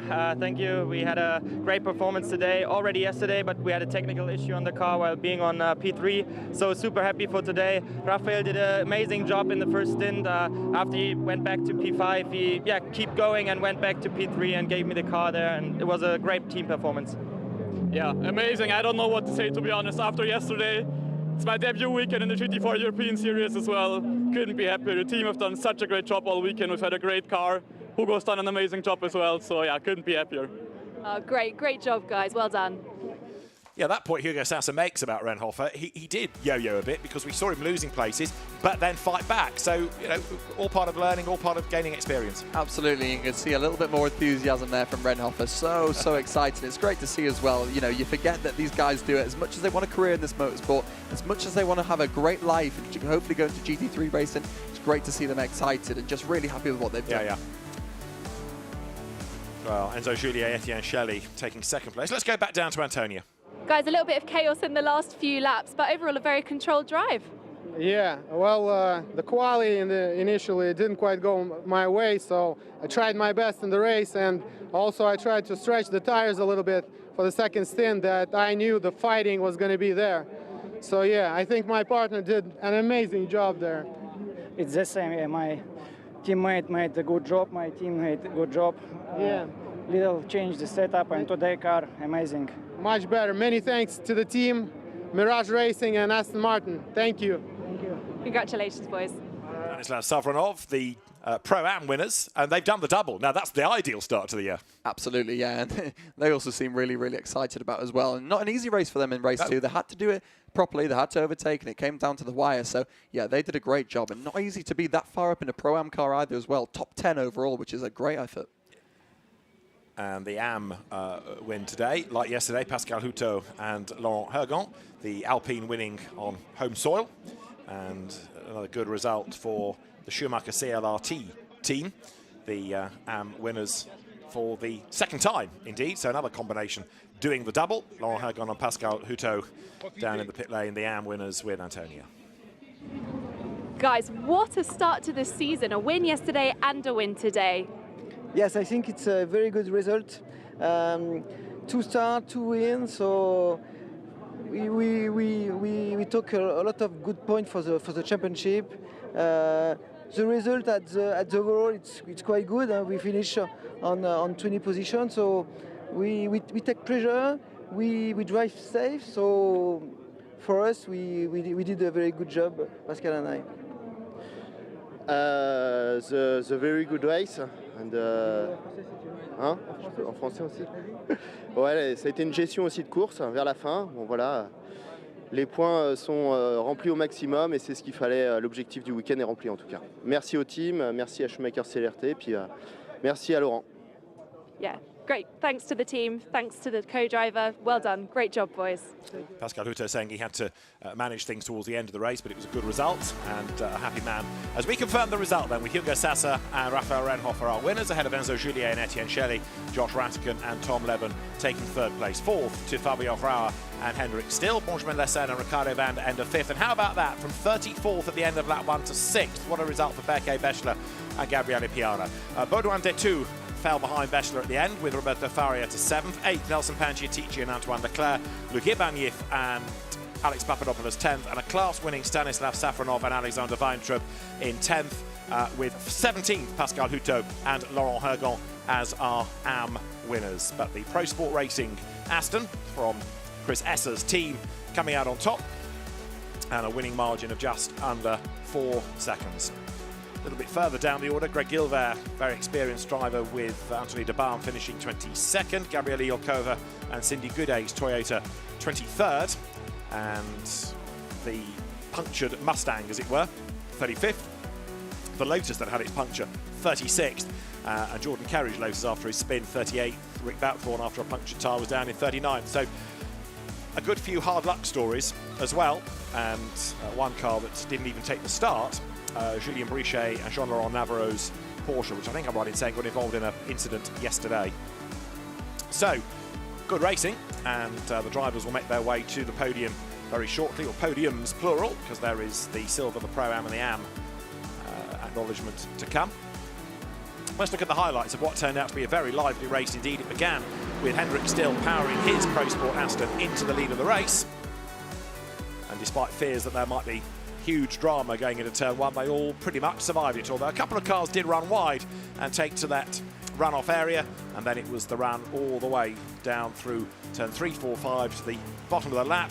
We did have a spin from reigning champion Gabriele Piana exiting turn 2. That drops him to 34th, and he had a long recovery ahead of him.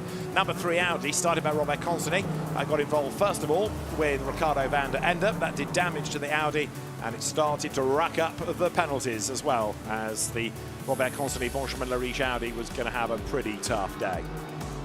Up front, Hendrik Still continued to build his lead. Bit of contact between Mustang and McLaren as Matt Nicol-Jones got involved with Alex Denning, whose car was starting to fade away, and when it made its pit stop you could see the damage on the right hand side. That was Mustang shaped. In he came, driver change to put Tom Emson into the car. The sister car in the meantime though was really hustling on, and Josh Ratican was doing his level best to make progress. He moved himself up past Fabio Rauer. That was third place in the second stint of the race, and then he set off in pursuit of Enzo Juliet. It was a big gap to make up, but Josh Ratican certainly had the bit between his teeth. It was more busy racing down at the bottom end of the circuit as Aston Martin and Mercedes ran side by side, and Enzo Juliet eventually having to defend for all he was worth on the last corner of the last lap. Hugo Sassa and Raphael Renhofer came through to win. Enzo Juliet and Etienne Shelley, winners yesterday, were second, and Josh Ratican and Tom Leben, second yesterday, third today. That was the highlights of the highlights, I think. So much happened in that race. So the drivers getting themselves ready. Just a quick thought, Charlie, about the Pro-Am winners, Stanislav Safronov and Alexander Weintraub. They were busy battling with silver class cars, but in a way they had to try and put some traffic between themselves and the class opposition. Yeah, sometimes you can use that car as a bit of a blocker. If you can get in between a silver car, which aren't the easiest ones to pass, especially if you're a bronze driver or someone that's not quite as used to passing cars, it's actually really nice to have that buffer, just relax and use that car, because that'll slow them down because they can't get past them. So exactly like you say, yeah. Well, the winning drivers making their way up onto the podium. This is the situation within Pro-Am, where Mirage Racing came out on top, and with penalties being applied, third in the class, Paul Petit, along with Noam Abramczyk, second to Max Kronberg and Finn Zulauf, and then the top step of the podium will go to Alexander Weintraub and Stanislav Safronov, winners of Pro-Am here at Paul Ricard.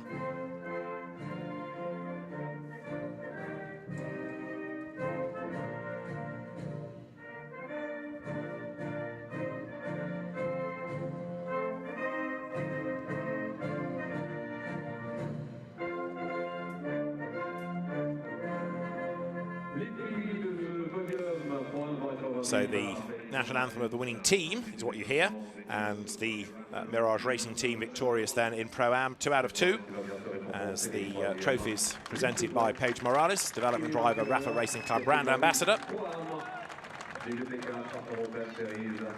So for Paul Petit and Noam Abramczyk, the bronze trophies, the silver trophies go to Finn Zulauf, who gave it his best shot towards the end with Max Kronberg having started. The team trophy goes to Mirage Racing, and then to add to the excess luggage on the way home, 2 more winners' trophies for Alex Weintraub and Stanislav Safronov. There was 1 silver car between them and Finn Zulauf at the end. So excellent racing as the drivers are all shepherded together for the group photograph. And now that they don't have to worry about clean overalls, they can let rip with the champagne. They certainly can, yeah, and enjoy it. It's so nice to have a good result on a Sunday. Obviously, it's still, you know, midday, lunchtime, so they can go enjoy the rest of the day, fly home tonight with a big smile on their face. So, yeah, it's always nice to pop the cork here and just have a bit of fun and definitely get your teammate for all those times that you hated him. Well, there's a team that have worked really well together this weekend. Stanislav Savronov might not be great at getting the cork out of the champagne bottle. Drink this, says Alex Weintraub instead, but Stanislav will get there in a moment. There you go. But they've had the perfect weekend. 2 wins, and he doesn't mind getting champagne in his eyes after that. Exactly, yeah. Sometimes the hardest part, after all that adrenaline with the shaky hand, just trying to get rid of that cork isn't always the easiest thing. So Savronov hopefully will go home, get a couple bottles of Prosecco and try a bit on his front garden, maybe. Yeah. It's all part of the driver training, is it? How to open the champagne. Exactly. Never mind your lines and pit stop practice, cork out of bottle practice. Well, we have AM and we have silver podiums still to come as more photographs of our Pro-Am victors are taken. But yeah, I think on the evidence of this weekend, certainly as far as all of the classes are concerned, but silver particularly, we're in for a really tough season. There are some good driver combinations, some big battles to look forward to. Yeah, as it always is in the silver class, not only the silver class, like you say, the Pro-Am, the AM, is so difficult. You can never call it, especially this early on. It never looks like, oh, this car is going to be the one. Obviously, as I said, with BOP, sometimes your car's going to work really well. Sometimes it might not be as good. It's all about the average combination. How fast can you be as an average? And these two boys just showed today how good they are. To the podium come Josh Rattigan and Tom Leben. Good weekend there. Not only Tom Leben, of course, new to GT cars and to the circuit and to having a co-driver, but you know, the whole discipline of sharing a car. So that's a partnership that's gelled really quickly. Etienne Shelley and Enzo Juliet now looking a bit more chipper about life, come forward for second place. Yesterday's winners, but the car that was competitive but ultimately retired yesterday wins today. And so for the Pro Speed team, for Chris Esser's squad, Raphael Renhofer and Hugo Sasser will step forward. There they are as race winners. And a good reception for them, and a really good, solid drive. Yo-yoed a bit in the first stint, but a great pit stop really put them in the pound seats. Yeah, it certainly did. You have to feel a bit for the 100-hour car as well. I wonder where they could have been if they didn't have that problem. I mean, they still finished about 14 seconds off the lead, but they definitely would have been in the fight for the podium had they not have that issue in the pit stop. However, at the moment, Sasser, Renhofer, they'll just be happy with their win.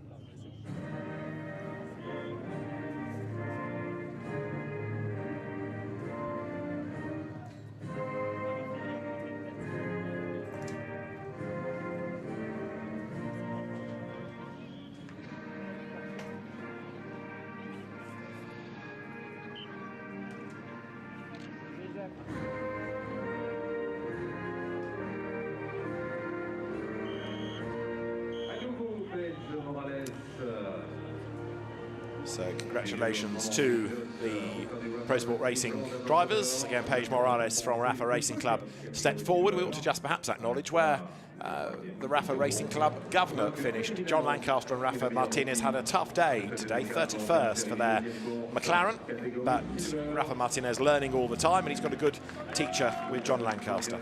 So there the trophies go to our race winners, to Hugo Sasser, to Raphael Renhofer, and let's see how good a season they can put together. Compared to the people just next to them in the white overalls, they're already on the back foot because they've got a 0 from yesterday. Absolutely, yeah. So they are on the back foot, but the great thing is after this race, the confidence will be so high for them. They'll go into the next round and just think, look, hey, how great was that last round? Should we do it again? Yeah, let's do it again this time, but let's try it twice. We'll get 1 win on the first race and 1 win on the second. That's what's so beautiful about this GT4 series as well. There's no pit stop penalties. There's a great reward if you win the first race because you can do it again the second one. You don't have to make it any harder for yourselves. So the boys will all be happy. Really nice to see all the guys here. Again, like you say, Sunday, let's pop the corks, have a bit of fun. Well, Etienne Shelley and Enzo Juliet will leave Paul Ricard as championship leaders in silver after a win and a second. They have had a really good start to the year as Raphael Renhofer, new to the championship, comes away with a win. Hugo Sasser, a happy man also. And different brands, different teams, different drivers taking victory in silver. Might be a bit samey, if you like, in Pro-Am and Am with the same winners on both days. But in both instances, the winning team had to work very hard for it, especially in Pro-Am. Stanislav Savronov and Alexander Weintraub can really feel quite proud of themselves, I think, for winning that race because they had to work ever so hard in order to do it. So we've got one more podium. The Am drivers will be brought forward in a moment. And their it will be Pascal Houteau and Laurent Hergon for the win, from Andy Cantu and Dylan Malagramoa, and then third place to the Adrien Pavio and Nicolas Markovic's Audi pairing. The drivers are there. So the third podium is good to go. SRO Motorsports Group always looking after its customers, whether you're in the top class or the AM class. You are recognised, you are acknowledged for your efforts and your commitment. As onto the podium then comes the third placed crew. Adrien Pavio and Nicolas Markovic step forward. Then for second in AM, Andy Cantu in the white overalls, and Dylan Malagramoa, the Sri Lankan driver, who normally has quite a following. Sri Lankan flags I can remember seeing in grandstands at Monza when he drove in Lamborghini Super Trofeo. Dylan has raced all sorts of things. From there it is, there's the flag, yes. From Formula 3 cars in India to Moslers around Bathurst in one of the first 24-hour races there. But there are the winners of Pascal Houteau and the grey-haired Laurent Hergon making their way to the top step of the podium. A Sri Lankan flag on a French podium does illustrate how international a category GT4 racing has become, doesn't it? As there for the second time this weekend, Pascal Houteau and Laurent Hergon stand on the top step after a slightly easier drive today. No penalty that they had to overcome, but still a good win.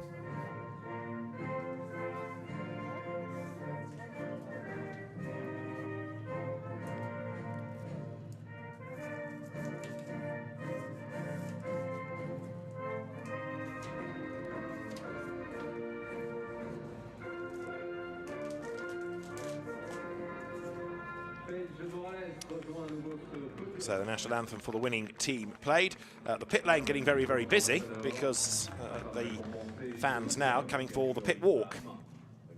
Coming down into the pit lane as Paige Morales again hands over the trophies to our third place crew.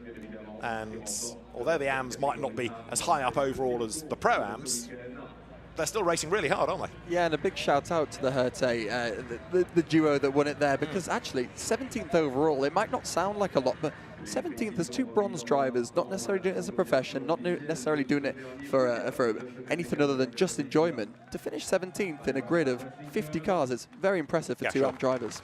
Yeah, it is. I mean, they're experienced AMs, but you know, they've perhaps not got the outright speed of some of the silver guns that have come from single-seater racing, but there's a lot of experience on that podium, and it's good to see competitive racing across the weekend. So there are winning AM drivers. You can hear the bottles clinking in the background, and they're going to spray. Laurent Hergon gets ready. Pascal Houteau pops the cork, and the Schumacher CLRT Alpine drivers celebrate race victory. The next stop for GT4 European Series is going to be at Misano over the weekend of May 18 and 19, a different type of circuit. It's normally very, very hot by the Adriatic coast, but we look forward to more excellent racing from this year's GT4 European Series. We'll see whether Toyota and Aston Martin prevail there like they have done this weekend, or it could be another of the many brands on the GT4 grid that comes through victorious. We'll see you there on May 18 and 19, but for now, from Paul Ricard, from Antonio Rankin in the pits, from Charlie Fagg and David Addison, goodbye.